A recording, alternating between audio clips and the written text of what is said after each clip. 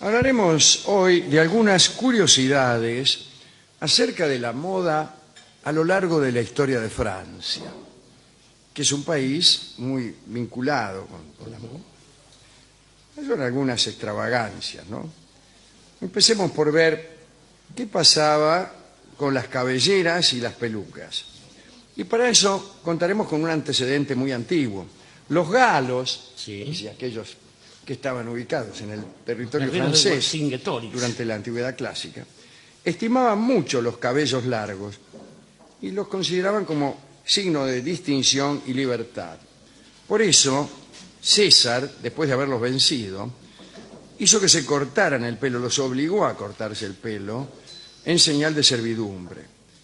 Posteriormente, Clodión el Peludo,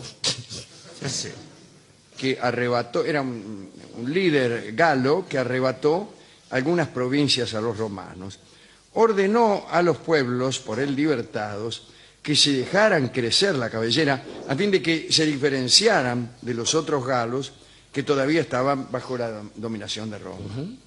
Clodión el Peludo. ¿Cómo me gustaría llamarme Clodión el Peludo? Sí, dígelo ahí. En los primeros tiempos de la monarquía francesa eran muy apreciadas las cabelleras abundantes y los francos juraban por ellas, por las cabelleras. Sí. Y era costumbre entre ellos arrancarse un pelo y ofrecérselo a la persona a quien se quería prestar homenaje. Usted quería demostrar su estimación a una dama, se cortaba un pelo o dos o tres, se llegaba hasta el mechón en casos así de obsesión. Sí, claro. Y le decía a la dama: estos pelos que acabo de arrancarme son para ti, amada mía. Puede citarse el ejemplo del rey Clodoveo, que envió solamente uno de sus pelos a un santo para probarle cuánta veneración se profesaba. Bueno, entre los primeros reyes se produjo una excepción, hija de la obsecuencia. Los cortesanos de Carlos el Calvo, para halagarlo, adoptaron la costumbre de afeitarse la parte superior del marote, precisamente en donde a Carlos no le crecía un pelo. En tiempos de Enrique IV, ya más cercanos y mejor documentados, apareció la costumbre de echar sobre el cabello unos polvos perfumados a los que se daba el nombre de griserie. En tiempos de Luis XIV se empleó para este objeto una mezcla de musgo de roble y harina de habas que se llamaba polvo de Chipre. Deme 50 centavos de polvo de Chipre. Cuando llegó la época de las pelucas, ya después del XV, ¿no? Claro. Las hubo no solo de cabellos humanos, era la más cara, sino también de crin o de estopa, según los precios.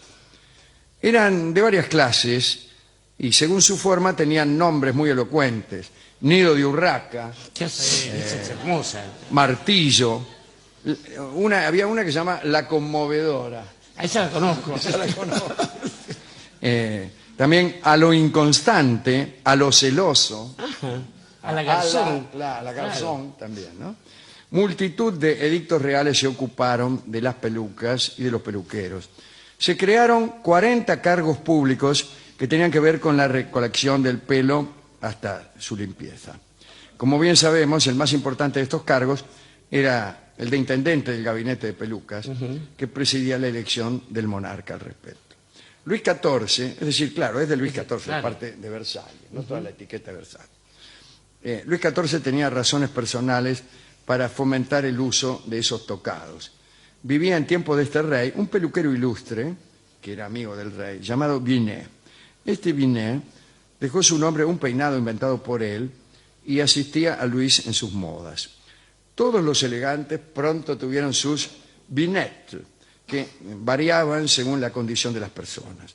Había pelucas para médicos, para profesores, ministros, príncipes.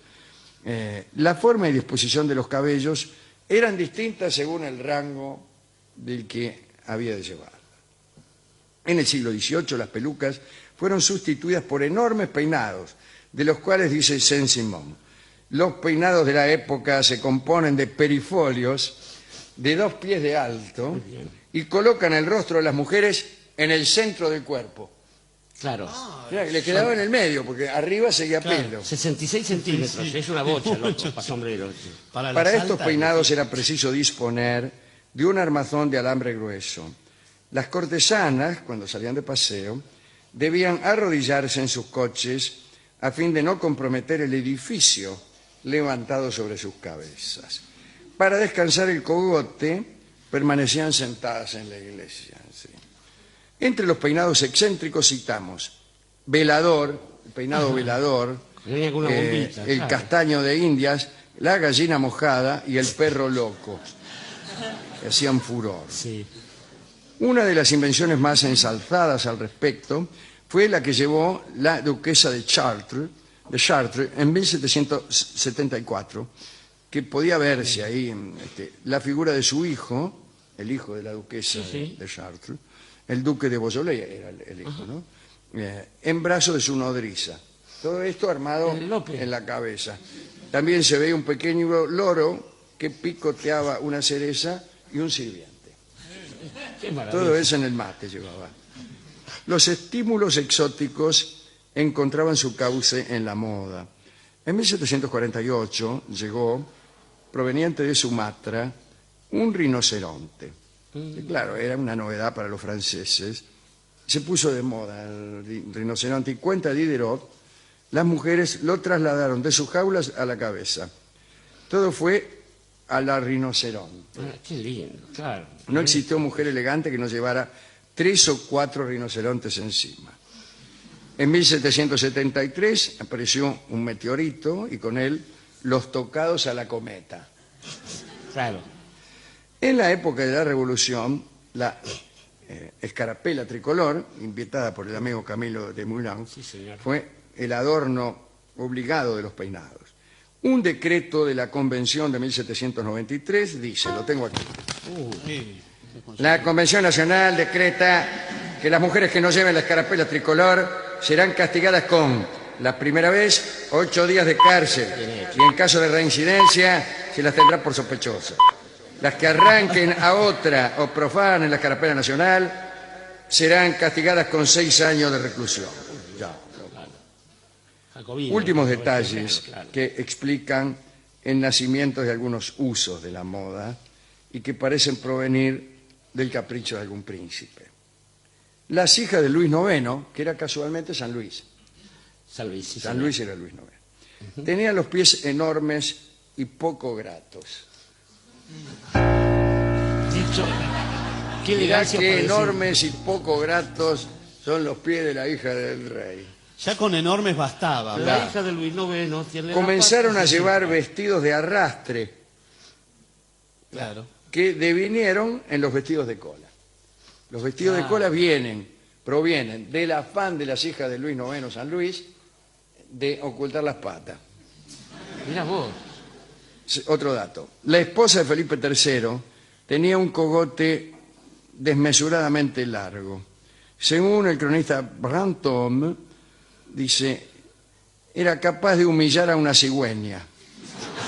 Ah, Y por buenísimo. disposición de esta mujer comenzaron a utilizarse los cuellos altos. Claro. Mirá vos. Claro. Allá por 1385, otro dato, algunos señores de la corte se presentaron adornados con los llamados maîtres, o hombros postizos, ¿no? a fin de disimular, qué sé yo, su porte escaso, Sí, ¿no? la poquedad de actitud Claro, que da el entonces torso, venían con así unos como- hombros así, hola, ¿qué tal? Buenas tardes. qué sé yo. Bueno. Atención, la hermosa Ferronière, la amante de Francisco I de Valois, ¿no? Sí, de Valois de Francia, que perdió en Pavía. Exactamente. Se había hecho una quemadura en medio de la frente, la Ferronière, y se puso encima de la cicatriz una joya sostenida por un cordón de seda y enseguida todas las cortesanas la imitaron, a pesar de no tener ellas Quemadura alguna. cicatriz alguna. Qué bueno. Durante el reinado de Francisco II, Francisco II no era el hijo de Francisco I, sino el hijo del hijo de Francisco I, que era Enrique II. Francisco II, para halagar a a los caballeros gordos que había en la corte, no Francisco, sino los cortesanos menores, digo, para halagar a los gordos, adoptaron la moda de vientres postizos. Se ponían unas panzas postizas y andaban de acá, ¿qué tal? Y los gordos verdaderos se sentían superiores. Acompañados. Sí. La reina Ana de Austria. Ana de Austria no es otra que la reina de los tres mosqueteros. Sí, señor. La de los tres mosqueteros, la tipa esa, que La del collar. la del collar, la de los diamantes del Buckingham. Buckingham. Bueno, esa es Ana de Austria. Que estaba buena, parece. Estaba muy buena. Es la mujer de Luis XIII. De Luis XIII, claro. Diseñó los vestidos con mangas cortas porque se jactaba de tener brazos hermosos. Ay, mirá qué coqueta la Por último, digamos que Madame de Pompadour, la favorita de Luis XV, puso de moda los tacos altos para disimular su poca estatura. Yo agregaré un último dato. ¿Qué es este? Catalina de Medici se casó con el rey de Francia, Enrique II, el hijo de Francisco I. Viene ese caso. Y no era muy linda, no era muy linda. Pero tenía mucha plata, imagínense los Medici, los banqueros de Italia. Viene ahí, qué sé yo, pero tenía lindas piernas. Es algo. Tenía lindas piernas. Y entonces empezó a montar de un modo que las mujeres no usaban entonces para montar.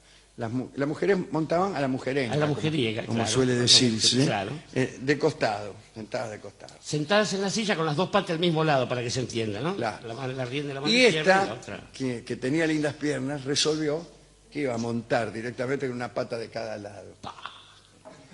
Ahora bien, para eso, para afrontar el momento tenso en que la mina va por la izquierda del caballo, pone la pata y le volea, empezó a usar una prenda que hizo historia, que son las bragas. Claro. La primera mujer que usó las bragas, tal como las conocemos nosotros, fue Catalina de El culot largo, para Así decirlo. es, exactamente. Así A la una. que eso lo sabía yo, porque frecuento mucho las casas que venden lencería y siempre hay un vendedor que te lo cuenta. Al encaje de Bruselas. Estaba pensando, Alejandro, que estas cuestiones preceden a lo que conocemos como la moda industrial, que ha generado tantos pecados y tantos males a todas nosotras. Pero los cabellos largos, en general, fueron a partir de el siglo II, antes de Cristo, por ahí, la característica de los pueblos que después serán las naciones europeas, de los bárbaros en general. Y, por oposición a esto, cuando uno se jactaba con aquella frase «Kiwis Romanus sum», soy ciudadano romano, siempre debía lucir el pelo corto, comodidad para los guerreros, prolijidad para los senadores y alarde para los recientemente emancipados. Pero estaba pensando que también hay antecedentes como los nazarenos, así ese segmento en el que se ubica el Cristo, que usaban el pelo largo como un rasgo de santidad, como un rasgo de ascetismo, si se quiere, por no tocarlos, porque era no solo dejarlos crecer, sino no peinarlos. Los esenios no hacían Los eso. esenios, que eran como los guerrilleros, tipos más radicalizados en esa época de Palestina, usaban también eso. Tenemos a Sansón, que se suponía que Sí, tenía la fuerza mucho antes, radicada pero ahí. ya en tiempos bíblicos. En tiempos bíblicos. conjeturales. Pero hay esta cosa del pelo como un símbolo del honor, ha permanecido y está en muchas culturas. Los samuráis, o sea, los guerreros japoneses, que llegaron hasta el siglo XIX, la peor ofensa que podían sufrir era que alguien cortara su coleta de guerreros, porque era allí donde radicaba la enseña, el emblema mostrable del honor. Esto lo mantuvieron también los nobles británicos, y con Carlos I, cuando le estaban por cortar la cabeza, la gran discusión era que le cortaran su coleta, que él se anudaba el pelo para hacer esgrima, y él no le preocupaba tanto que la sabiola como la coleta, ¿no? El tema de la coleta tuvo importancia con la dinastía de los manchúes. De los manchúes, claro, Claro. en China también, claro. Bueno, y aquí, sin ir más lejos, el motín de las trenzas de los patricios fue por una orden de Belgrano, nuevo comandante tras Saavedra, que ordenó cortar las trenzas y todo lo que vino después. Estaba pensando que también esto aparece con los bigotes, pero eso es otra historia. Lo que quiero decir es que estas cuestiones que usted narró son las que surgen del poder. el poder, como quizás el caso más emblemático es el de Catalina, se permite ciertos alardes en función del dinero que posee, en función de los bienes, pero después los traslada hacia las multitudes que pretenden, en el artificio que ya el poder usa malamente, superar alguna cosa que no tiene más que ver que con la frivolidad. Porque en general, debajo del afeite, debajo del arreglo, debajo de la peluca, del polvo de Chipre, de cualquiera de esas cosas que hacen a la moda, está una verdad definitiva, la verdad aquella que se revela en el tálamo y la verdad que se revela con los años. Porque el gran riesgo es que después de un tiempo, más tarde o más temprano, uno descubra que solo había vacío detrás de ese tremendo miriñaque. Y Miriñaque, que es el armazón de los vestidos. Cuente el otro miriñaque que también está, ¿no? Hay otro Miriñaque, que es el Miriñaque ferroviario, que es una especie de aparato de fierro que llevaba. De proa, una especie de proa, así. Tenía varias formas distintas. Los trenes llevaban una especie de proa que, según parece, servía para que lo que estuviera en medio de la vía fuera apartado hacia los costados. Los tranguay tenían también ¿cómo no? ese Miriñaque. Pero con respecto a la moda, el Miriñaque era un armazón generalmente de alambre. Sí, sí. Después, posteriormente, en una época, hace bastante tiempo, pero ya en estos tiempos, se usaban unos de plástico, probablemente. Sí, y ¿no? también con cosas de ballena o de... Bastante como feo, los corsetes. bastante Sí, feo. sí. Pero también es el nombre de una milonga del genial compositor oriental Alberto Mastra. Y vamos a escuchar esa milonga en la voz de Nelly Omar.